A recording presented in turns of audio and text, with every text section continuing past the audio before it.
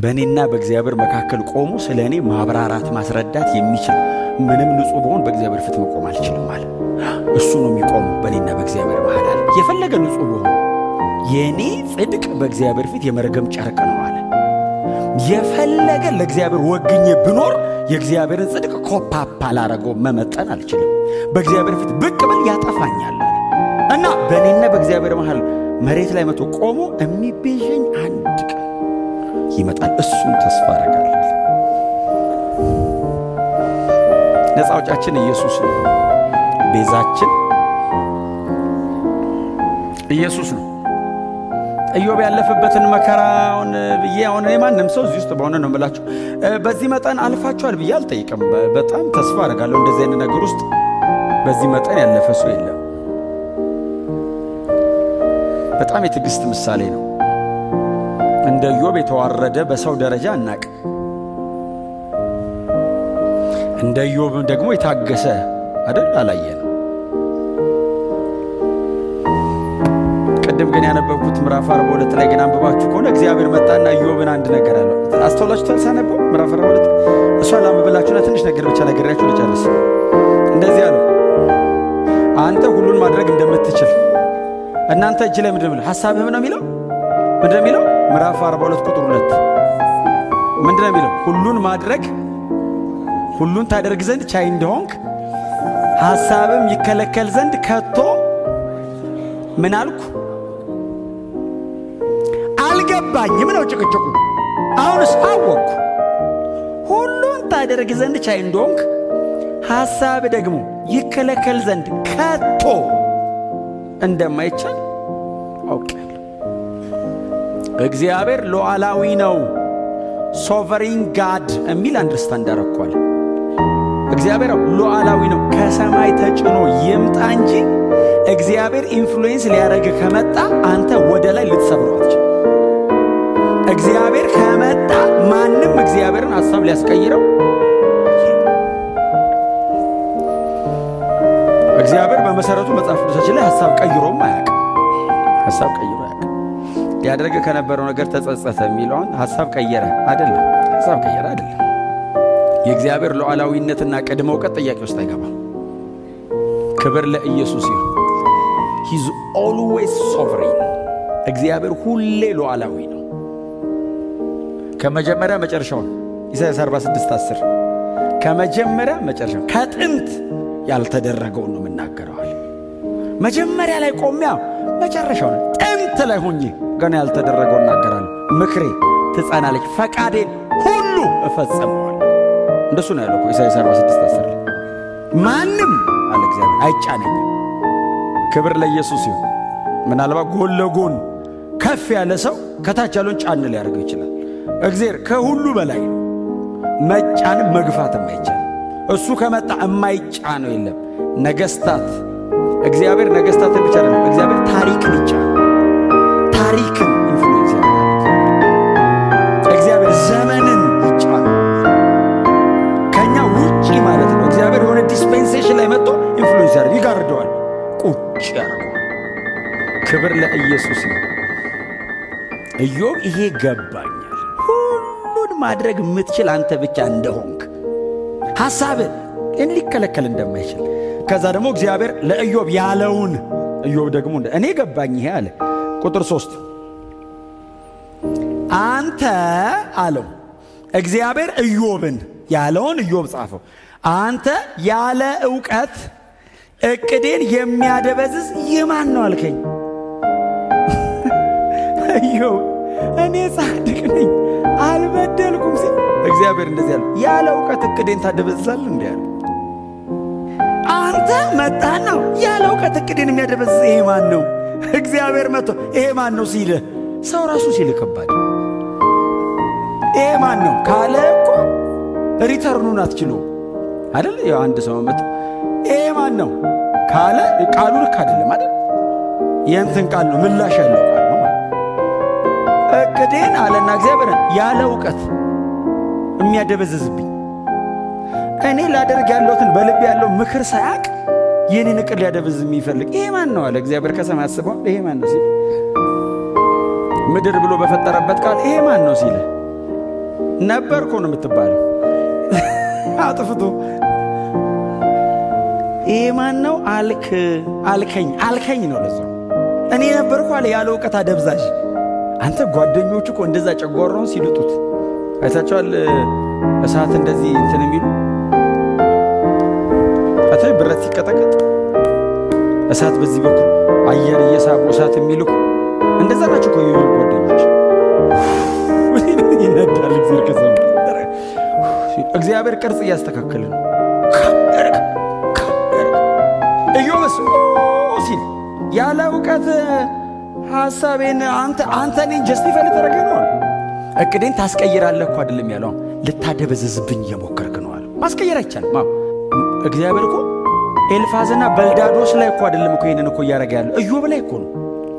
አንተ ላይ የማደርገውን ኢዮብ ባይዘ ማደብዘዝ አትችልም አለው። እኔ አንተ ላይ ከመጣሁ እስቲ አሜን በሏ። ልታደበዝዝብኝ ትሞክራለህ እንዴ አለው። እግዚአብሔር እኮ ሌላ ሰው ህይወት ላይ የሚሰራውን አይደለም እላዩ ላይ የሚሰራውን እኮ መከልከል አትችልም አለው። እግዚአብሔር አታደብዝዘኛል ማን አንተ አለ። ድመቅ አለ ኢዮብ እጁን እንዲያስቶ ያለ እውቀት ነው ይቅር በለኝ ስላልገባኝ ነው። ከዚህ ሁሉ ሲቃይ በኋላ ኢዮብ የገባው ነገር ይሄ እግዚአብሔር ሐሳቡ እንደማይለወጥና የወደደውን እንደሚያደርግ። ቀጥሎስ እኔ ተስማምቼ የፈለግከውን አረግ ነው ማለት ያለብኛል። ክብር ለኢየሱስ ነው። እናንተ ምናልባት በኋላ ጊዜ ታገኙ ከምዕራፍ 34 በኋላ ያለውን አንድ ወጣት ልጅ ነበር መሃላቸው። ትዝ ይላችኋል። እነዛ ሶስቱ በእድሜ የገፉት ናቸው የኢዮብ ጓደኞች። ኤሊሁም የሚባል አንድ ወጣት ልጅ ኤሊሁም ነው ስሙ። እንዴት አይነት ማይቲ ልጅ መሰላችሁ! ማይቲ እስካሁን አላቸው ስትናገሩ ሰማኋቸው አላቸው። እስቲ ደግሞ ለእኔ እድል ስጡኛል። ይሄ ኤሊሁም የሚባል ልጅ ከምዕራፍ 34 እስከ ምዕራፍ 37 ነው ያወራው። ኢዮብ ለምን በእንዲህ አይነት ሲቃይ ውስጥ እንደሚያልፍ አስረዳው። እግዚአብሔር ለከበረ ነገር እያዘጋጀህ ነው። በዚህ ሁሉ ሲቃይ ውስጥ የሚያሳልፈው እያነጠረህ ነው። ምንም ሌላ ፕሮግራም የለማል። ሲጨቃጨቁ የጥበብ ቃል ሲያወሩ ፖኤቲክ ነው እንዳልኳችሁ መጽሐፉ በግጥም መልክ ነው የተቀመጠው። ሰዎች ውስጥ ሊቃውንት ናቸው ባይዘው የሚያወሩትን ብሰሙ እኮ እንደው በእግዚአብሔር ሳይድ ስላልቆሙ ነው እንጂ የተወራ ወሬ እኮ ምን አይነት ዕውቀት ነው የሚፈሰው ተላያቸው ላይ በእግዚአብሔር በኩል የቆሙ መስሏቸው ለእግዚአብሔር ወግነው ኢዮብን እኮ እንዴት እንደሚቀጠቅጡት ቀጥቀጥ ብትንወጡት ግን ዊዝደማቸው ይገርማል። ኤሎሂም ሰማ እስካሁን ሰማ አላ 30 ምዕራፍ ሙሉ ሰማ ታውቃል። ይህን ሁሉ ቀን ስታወሩ ሰምቻለሁ። እስቲ ዝም በሉ እኔ ላውራ እንዴ። እንዲህ አይነት ወጣቶች ይብዙልን። ወጣት ነው ኢዮብ አለው። ለምን ይመስላል በዚህ ውስጥ የምታልፈው ብሎ እግዚአብሔር በላይ ላይ የከበረ አጀንዳ ስላለው ነው አለው።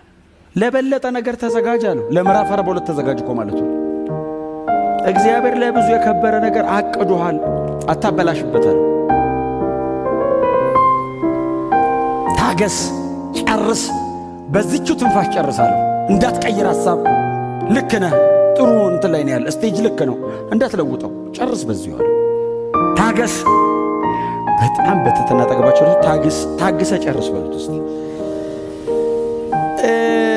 መቼስ አሁን እኔ እናንተን አሁን እንደዚህ አይነት ነገር አለም እየሰበኳቸው ያሉትን ጌታ ሊመጣ በደጅ ስለሆነ አቋም ሳንቀይር ኢየሱስ እስኪመለስ ድረስ እንደዚህ ችሉ በተለያየ አቅጣጫ። አሁን ዘንድሮ ምናልባት ሲቃዩ ዘንድሮ በጣም መከራው እንደ ኢዮብ አይነት መከራ አይደለም አይደል? በጽድቅ ጨክኖ መኖር ነው መከራ። ለወንጌል እውነት እንደሚገባ መመላለስ ነው መከራ።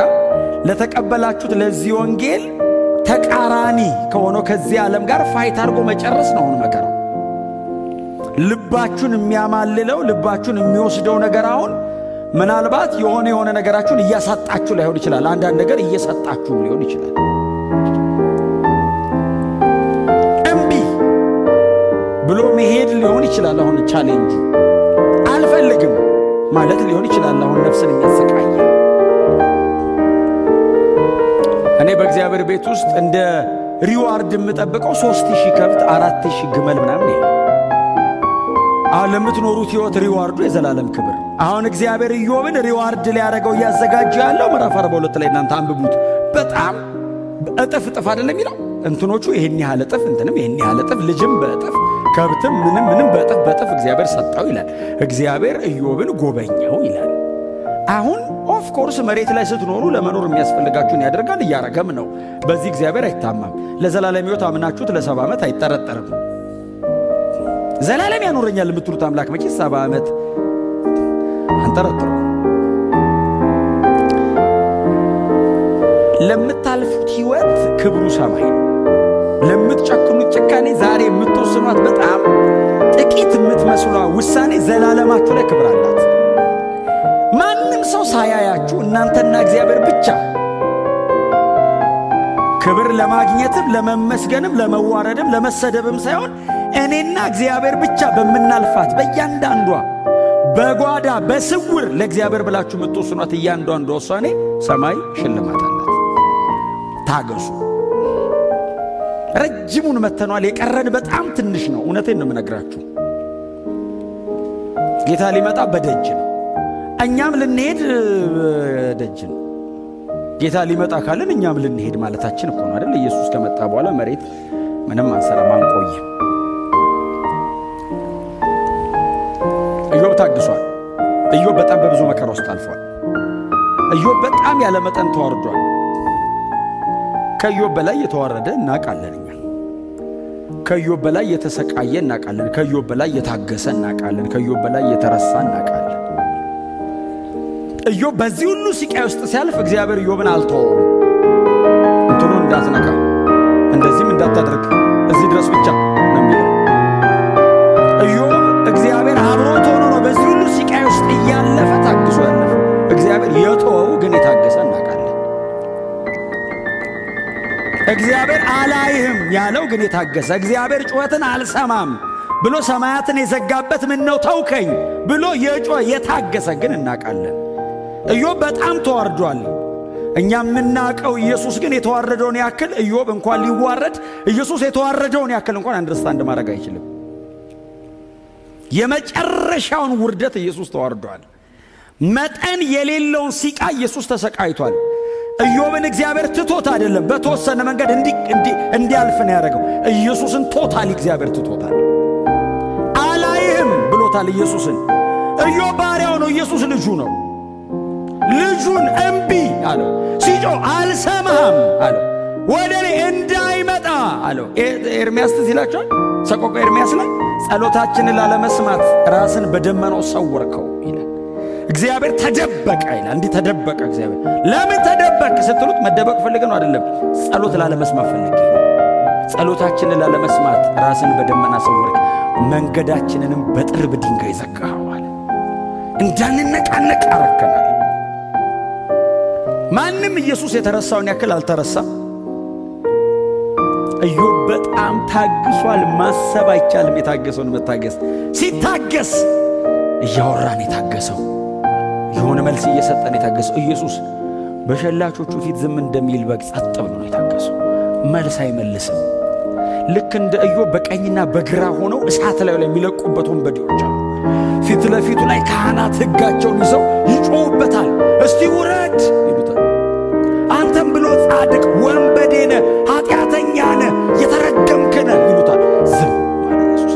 መልስ አይሰጥም። የተረገምኩ አይደለሁም ኃጢአተኛ አይልም። ኢዮብስ ብሏል አይደለም፣ ኢየሱስ አይልም።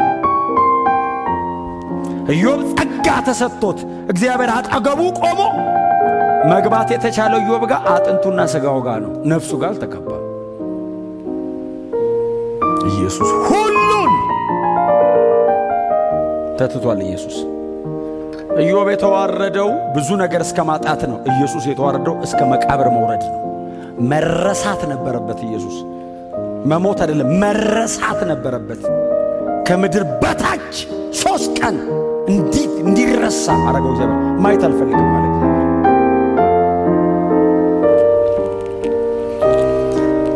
ኢዮብን እግዚአብሔር ለበለጠ ክብር ለማዘጋጀት ነው በዚህ መከራ ውስጥ ያሳለፈው። ኢየሱስን የሰው ልጆችን ኃጢአት ለመሰረዝና የማይቆጠር ትውልድን በፊቱ ለማቅረብ ነው እግዚአብሔር መስቀል ላይ ኢየሱስን ያሰቃየ። የኢየሱስ ያክል የተሰቃየ፣ የኢየሱስ ያክል የተዋረደ፣ የኢየሱስ ያክል የታገሰ አልነበረም፣ አይኖርምም።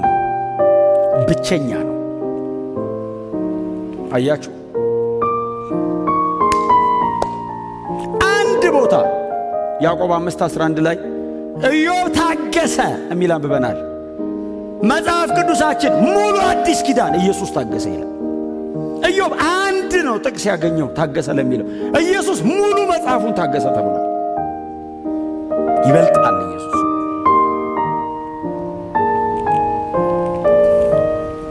የእምነታችን ራስና ፈጻሚውን እርሱን ተመልክተን አሜን ነው ከፊታችን ያለውን ሩጫ በትዕግስት እንሩጥ። እርሱ ነውርን ንቆ ከፊቱ ስላለው ደስታ በመስቀል ታግሶ በሰማያት በግርማው ቀኝ ተቀምጧል።